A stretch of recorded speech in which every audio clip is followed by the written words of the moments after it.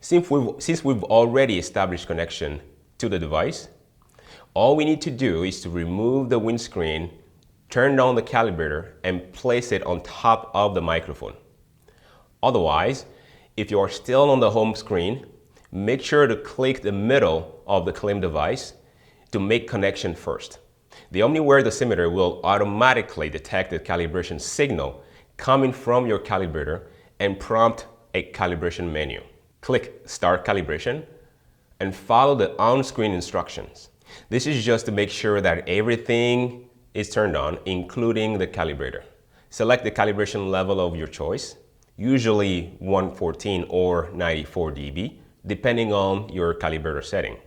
Now you should see the noise level readings detected by the OmniWare noise in the white box and the reference level that has been set. Once these values are closely matched, the calibrator option will become active and you can press Calibrate to begin the calibration. You should then see a progress bar that reaches 100% and then a calibration message should display. Now we are ready to take measurement. That's it for today's video. Follow me for more tips on how to use your OmniWare noise dosimeter, and make sure to go to tsi.com/OmniWare to learn more.